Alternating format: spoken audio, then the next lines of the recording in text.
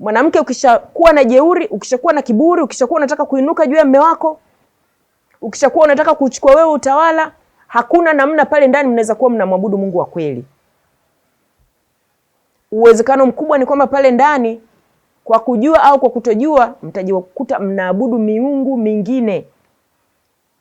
Mtajikuta mnatembea katika namna ambazo sio zile zinazompendeza Mungu.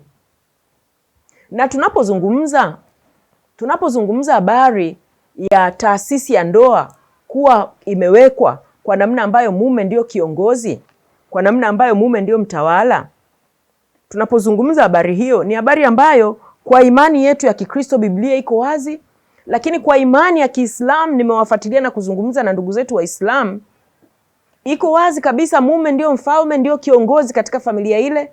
Lakini hata jadi zetu, mila na desturi zetu kama Watanzania, nazo zimekwenda huko kuonyesha kwamba mume ndio kiongozi, mume ndio mfalme, mtawala, kiongozi katikati ya familia. Yaani hata kabla ya dini hazijafika katika nchi yetu ya Tanzania. Miaka hiyo ya nyuma, tukikumbuka kwa mfano mimi umri wangu, bibi yangu hakukuwa na Ukristo, hakukuwa na Uislamu. Walikuwa wanafuata dini zao za kimila, lakini bado mume alikuwa ni mfalme. Ukiangalia utendaji wa mazingira ya familia, mume alikuwa ni mfalme, mume alikuwa ni kiongozi tangu wakati huo.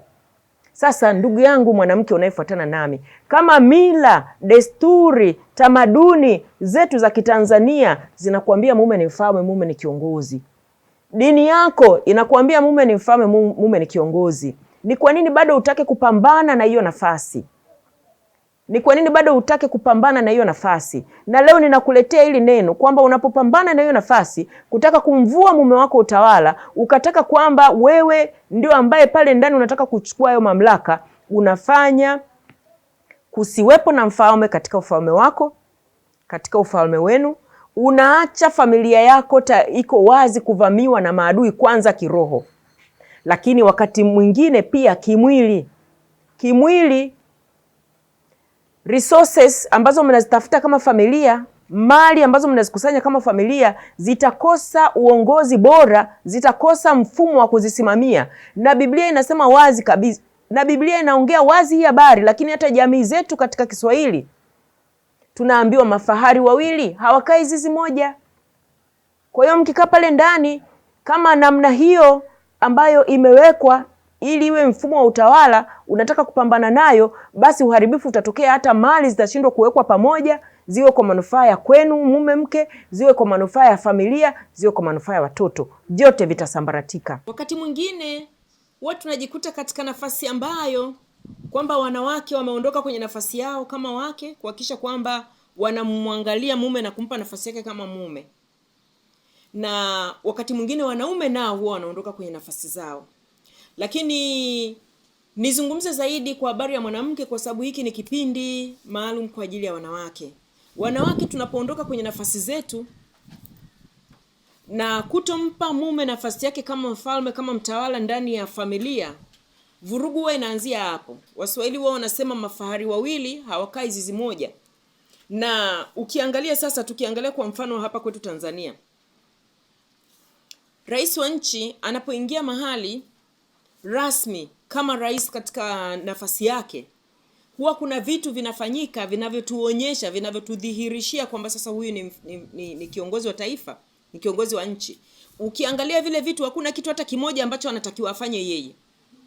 Vitu vyote huwa wanafanya wasaidizi wake, anafanya msaidizi wake. Na usisahau, mke umepewa nafasi ya kuwa wewe ni msaidizi wa mumeo. Kumbe vitu ambavyo vinatakiwa vifanyike ili kufanya mumeo aonekane, ajisikie kwamba ni mfalme, vile vitu vinatakiwa vifanywe na wewe kama mke.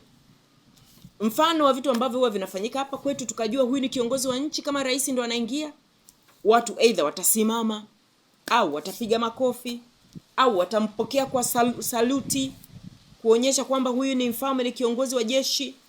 Mizinga wakati mwingine inapigwa, akizungumza watu wote watamsikiliza na kutii na kuchukua kufanyia kazi yale anayoelekeza. Watamwandalia mavazi yake kwa vyeo vyake, hayo yote wanafanya wasaidizi wake.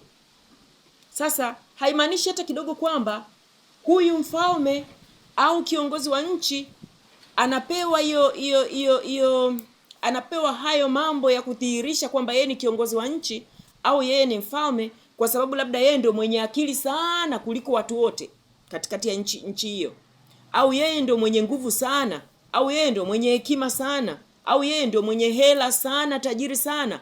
Haimaanishi hayo yote. Inamaanisha kwamba ni nafasi aliyonayo kwa wakati huu, ni nafasi aliyopewa.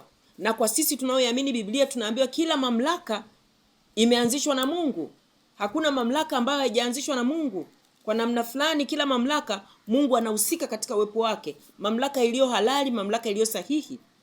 Kwa hiyo vitu hivi vyote hafanyi yeye mfalme, anafanyiwa. Na yeye mfalme sio kwamba anafanyiwa kwa sababu ana akili sana, ana pesa sana, ana nguvu sana, ana hekima sana. Hapana, ni kwamba tu kwa wakati huu yeye yuko kwenye hiyo nafasi. Kwa hiyo wewe mke unatakiwa kujua nafasi ya mume wako kama mfalme ndani ya nyumba yako. Haimaanishi wala haijalishi ana hela kiasi gani, au wewe una hela kuliko yeye, au hekima yake sijui imekaaje, au sijui kitu gani kimekaaje. Vyovyote vile, katika mazingira yote yale, Mungu amempa hiyo nafasi na wewe unatakiwa kuheshimu hiyo nafasi. Wale wanaoamini Biblia tunaambiwa ukikubali na kutii utakula mema ya nchi. Tunapaswa kukubali na kutii. Na yote ambayo anatakiwa yafanywe ili yeye awe kama mfalme, unatakiwa uyafanye wewe ambaye ni msaidizi. Unatakiwa uyafanye wewe ambaye ni msaidizi. Tukubali tu. Tutii tu. Tukubali tu, tutii tu. Ili mambo yaende sawa sawa kadiri ya mpango wa Mungu katikati ya familia zetu, katikati ya jamii yetu. Tukubali kusikiliza hasa panapotokea tofauti kati ya mume na mke. Tukubali kwamba kukitokea tofauti, kiongozi anatakiwa asimame kwenye nafasi yake na kauli yake inatakiwa isikilizwe.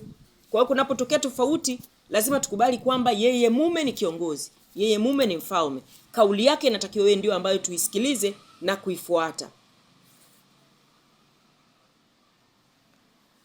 Na kama nilivyosema, mwanamke ni muhimu utengeneze hayo mazingira ya mume wako kuonekana kwamba ni kiongozi, kwa sababu sio mambo yanatakiwa kufanyika rohoni tu. Wakati mwingine tunapojadili kama wanawake tunaambiwa, bwana mimi namheshimu sana kwenye roho yangu, rohoni mwangu mimi namtii na mheshimu.